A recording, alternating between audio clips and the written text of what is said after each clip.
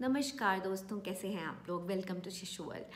आज का हमारा ये वीडियो फिर से एक क्वेरी वीडियो है और आज हम बात करेंगे दालों के बारे में।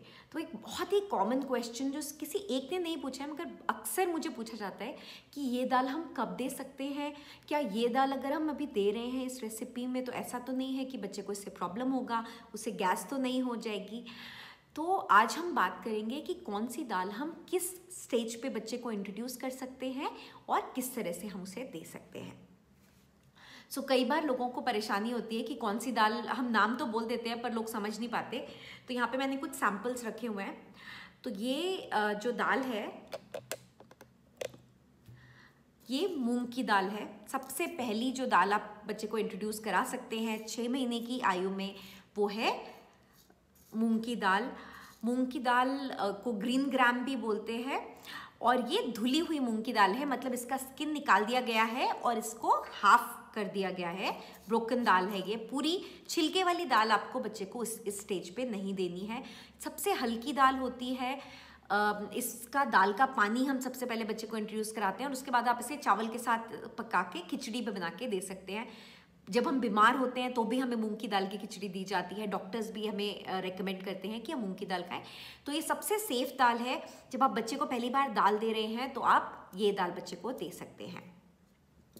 मूंग की दाल देने के बाद सेकंड आप बच्चे को, जब बच्चा 6.5 महीने का है, ऑलमोस्ट 7 महीने का है, तो आप दूसरी दाल जो इंट्रोड्यूस करा सकते हैं वो है मसूर की दाल।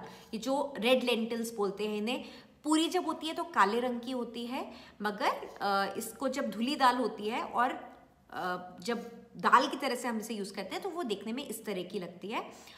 तो ये भी बहुत हल्की दाल होती है। बहुत ही आराम से आप इसको दे सकते हैं बच्चे को। इससे भी कोई परेशानी ज़्यादातर नहीं होती, हैवी नहीं होती है दाल। तो ये हुई सेकेंड दाल। ये भी आप बच्चे को 6.5-7 महीने के आसपास दे सकते हैं। इनफैक्ट 6-6.5 महीने के आसपास, जैसे ही आपने मूंग की दाल इंट्रोड्यूस की उसके बाद ये दाल भी आप दे सकते हैं ना। ये दोनों दाल आप बच्चे को 2 महीने तक कम से कम दीजिए।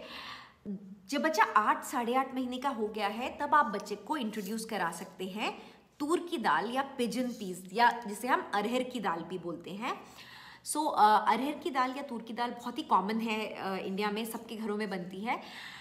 लेकिन कई बार लोग क्या करते हैं, उसी दाल का पानी बच्चे को देना शुरू कर देते हैं, तो वो ठीक नहीं है क्योंकि उसमें नमक होता है, हम जो नॉर्मली घर में बना रहे हैं।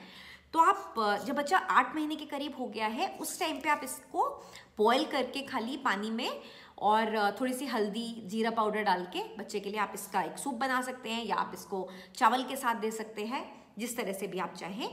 तो 8 मंथ एंड अबव के लिए आप तूर दाल इंट्रोड्यूस कर सकते हैं। और ये सारी दालें आप घुमा फिरा के दीजिए, ऐसे नहीं कि रोज़ ही एक तरह की चीज़ें दे रहे हैं। तो इसी के साथ में ये उड़द की दाल है। उड़द की दाल जिसे हम ब्लैक ग्राम भी बोलते हैं, काले रंग की होती है जब छिलके के साथ होती है, मगर धुलने के बाद जब छिलका निकल जाता है, स्किन होने के बाद में वो सफ़ेद रंग की होती है, जिससे वड़े बनाए जाते हैं या इस तरह की जो चीज़ें होती हैं उसमें, डोसे में, इडली में, उसमें ये दाल यूज़ होती है। साउथ इंडिया में बहुत ही पॉपुलर है, बहुत ही इनफैक्ट साउथ इंडिया में तो ये 6 महीने के बाद भी इसकी पॉरेजेस बना के बच्चों को दिए जाते हैं। बट 8 मंथ्स एंड अबव को आप ये आराम से इस दाल को बना के दे सकते हैं। इसके अलावा चने की दाल होती है जो मेरे पास अभी नहीं है, पर चने की दाल थोड़ी हैवी होती है तो वो हमें थोड़ा अवॉइड करनी चाहिए शुरू में। 10-11 महीने के बाद में आप चने की दाल भी बच्चे को दे सकते हैं।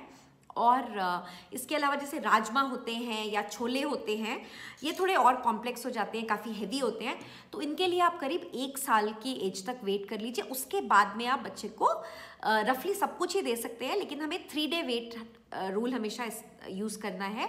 उसका मतलब यह है कि हमें किसी भी चीज़ को इंट्रोड्यूस जब हम करेंगे नई चीज़, तो हम 3 दिन उसको देखेंगे कि क्या ये उसे सूट कर रही है, और अगर हमें लगे कि नहीं इससे कि बच्चे को प्रॉब्लम हो रही है तो हम उसे रोक देंगे और फिर 1 महीने बाद या 2 महीने बाद दोबारा से ट्राई करेंगे।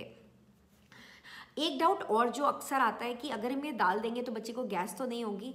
तो कोई भी दाल, सिर्फ छोटे बच्चों को नहीं, जब बच्चे बड़े भी हो जाते हैं या इवन एडल्ट्स के लिए, जब भी आप दाल बनाएं तो उसको हमेशा धो के अच्छी तरह से 2-3 बार पानी से निकाल के उसके बाद आधे घंटे के लिए पानी में भिगो के रख दीजिए बनाने से पहले। उसके बाद वो वाला पानी आप बिल्कुल फेंक दीजिए और फ्रेश पानी में एक बार और धो के फिर आप बनाइए दाल। तो इससे बहुत हद तक गैस की शिकायत नहीं होगी। और जब आप अगर अक्सर ये रहता है तो आप इसमें थोड़ी सी हींग डाल सकते हैं बच्चे के खाने में, या अपने भी खाने में ज़ीरे का तड़का लगा सकते हैं। तो ये दोनों चीज़ें बहुत डाइजेस्टिव होती हैं। और देयर इज़ अ रीज़न क्यों हमारी ट्रेडिशनल जो दाल के तड़के में जीरा, हींग, ये सब चीज़ें पड़ती हैं, क्योंकि ये उनको डाइजेस्ट करने में आसानी देते हैं।